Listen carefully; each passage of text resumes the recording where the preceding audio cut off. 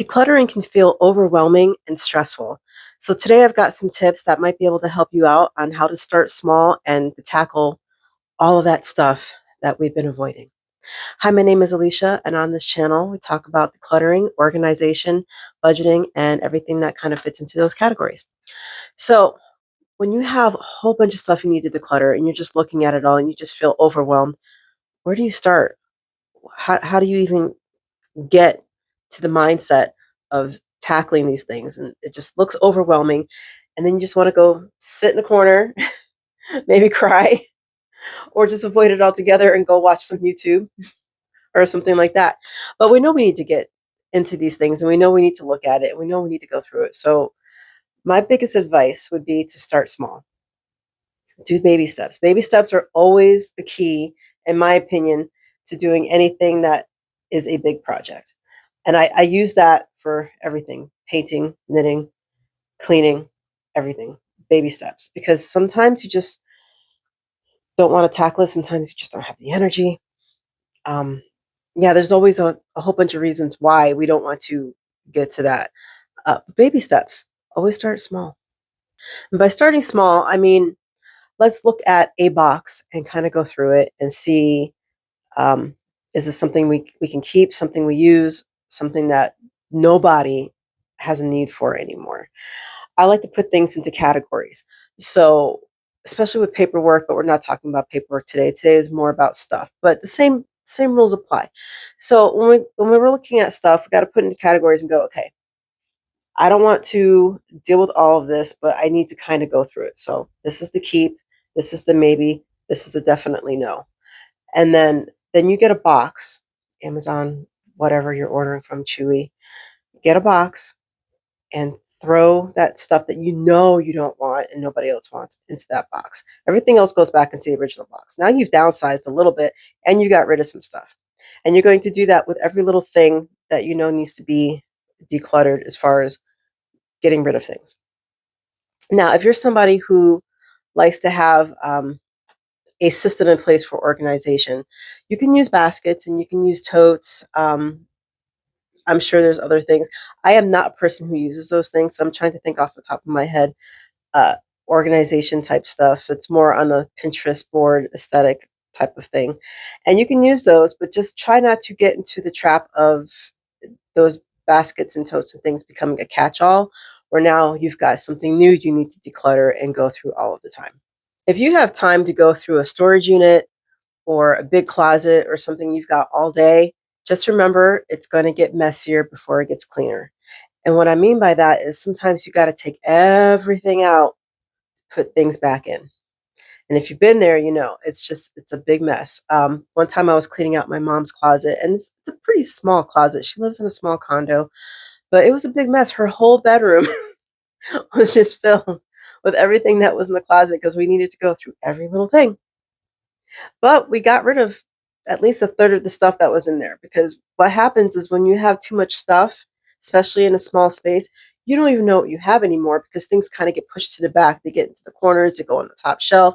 You don't know where anything is. So you have to take everything out. So it just looks like a big tornado, a Tasmanian devil, something kind of went through your room. And you're like, what is going on? And that can become very overwhelming as well. Very overwhelming. And I'm a very organized person, and it overwhelms me when I have to do something like that. So my suggestion, when you're having to go through that, is to take breaks. Work section by section. So in other words, since you have to take everything out, go, okay, now we have a wall. We have a back wall. Maybe there's a cedar chest in there. Maybe, some other toes or something. Let's go through this section first. Then go take a 15, 20-minute break.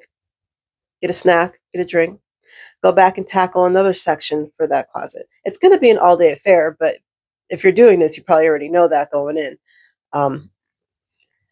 And my suggestion would be, if you think it's going to end up being a 2-day affair and you do have the time, maybe stuff the things that were like in the bedroom or whatever room you're in onto like one side.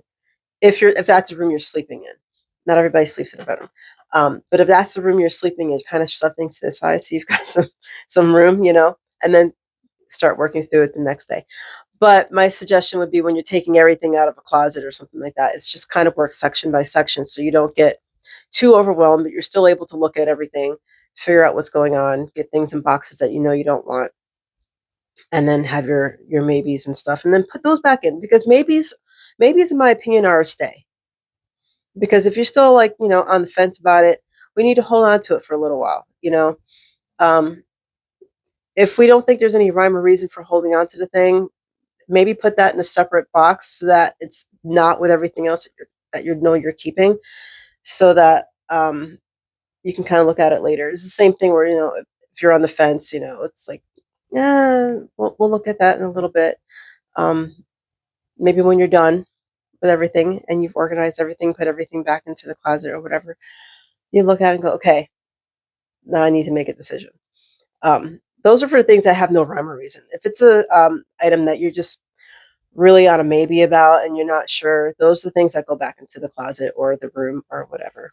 Something that I think is rooted in commercialism is if you haven't used the thing in a year, then you don't need it. And I don't hold to that one bit, because life doesn't really work that way. I really think it's rooted in commercialism. Um, I think they know psychologically there's things you're going to use every couple of years, but oh, you didn't use it in a year, so that way now you need to get rid of it. No, you can go buy it again later. I don't like that. I like to use a 5-year rule, sometimes even a 10-year rule, because it really depends. I have a cat coming in here. Do you hear him? Out. Oh my goodness. I like to use a 5-year rule or a 10-year rule, because there are some things that you just don't use every year, but you know that you use them.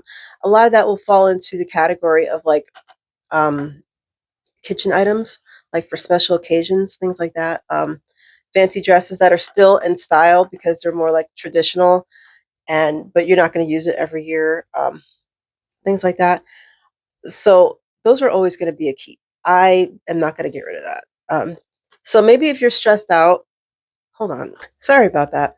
So as I was saying, if you're overwhelmed by the thought of getting rid of anything you haven't used in a year, don't do that. Just give it a 5 or 10-year rule. If it's something that you know that you use, you just don't use it often, and that will help with the organization and the decluttering and going through things. Um, yeah, I've got stuff in my closet 20 years, right? And I probably got even longer than that. But I probably pull it out every couple of years and use it or wear it or something. It's fine. Especially if like, it's still, it's not so out of date that you're standing out. It's like, ugh. I actually have a story about that. I might share it one day. Another thing that I would like you to keep in mind is that decluttering is an ongoing process, because lifes, right? Sometimes we're going to bring things in, sometimes things go out, sometimes things sit around. And it's more of a mindset and a practice than a one time we're going to do this and then that's it. And really that's what it comes down to as far as decluttering and organization, is a practice. And that's why I always say start small, because if you're not used to doing this on a regular basis, you can do all the cleaning in the world. You can have somebody come in and do all the organization for you, and then like in a month or two it's just going to go back to how it was. So you have to get into a practice of, okay, when I get home, this goes here. When I'm done using this thing, I have to put this here within, a set amount of time. When I'm done for the night, after watching TV or whatever, and I got blankets all over the couch, and I know I hate that because it bothers me in the morning, I will put these away, just as examples. Start small so that you get into that habit. Once you get into a habit where you don't even think about it anymore and you started doing the one thing, then move on to something else. Let's talk kitchen, cleaning counters. After I'm done cooking and my food is cooling, unless you like your food really, really hot, that's a different subject. But as your food is cooling, put everything in the sink or in a dishwasher. Make that a habit. And then you don't have to worry about like going downstairs or going into the kitchen in the morning and you got stuff everywhere and it starts to bother you and it stresses you out because you didn't get to it last night or whatever. Now sometimes there's reasons, but this is just, for normal every day. Get into a habit of doing something small every single day that's in the category of organization or cleaning or decluttering or whatever, so that it doesn't keep building up and overwhelming you and then become stressful. Every once in a while, when you're decluttering a closet or a room that you haven't touched in a long time, you may end up finding a piece of furniture or a basket or something that you forgot that you had, and go use it somewhere. That might be an organization tool somewhere else in your house. I touched on in one of my videos baskets that I've reused in other places, a candle holder that I've reused in my bathroom that doesn't hold candles, it's holding bathroom stuff. Um, so see where you can reuse something or give it a new life before decluttering it or thinking that you're not going to need it anymore, because you never know. I also want to point out that there's a difference between clutter and a lived in space, because I think sometimes some of us may think that if a space is lived in, then it's cluttered. We're not Macy catalogs, if you remember those from back in the day. We're not Sears catalogs. We're not um, this fine-tuned aesthetic Pinterest board nobody's ever lived in, but we're going to decorate this space to make it look like this is how you should live. Nobody lives that way. It's not realistic. There is a difference between cluttered and lived in. Cluttered is when you just have spaces where everything is just piled into an area and there's no rhyme or reason for it. Lived in is, oh, well, there's a jacket over here. We should probably hang it up, or yeah, there's dishes in the sink because people live here and there's going to be dishes in the sink. That's lived in. Like there's going to be toys on the floor, but they have a home. That's not clutter. Clutter is when you've got toys on the floor and maybe coats on the floor and boots and clothes, and it's all mixed in together. And then on top of that, you've got a basket and what else? Some sports equipment, and then you shoved it all into the corner. That's clutter. That's actually really overwhelming clutter. That's the difference. So for anyone who needs to hear that, there's a difference between lived in and cluttering. So don't feel overwhelmed because your house looks lived in, because we're not magazines. We're not going to be magazines.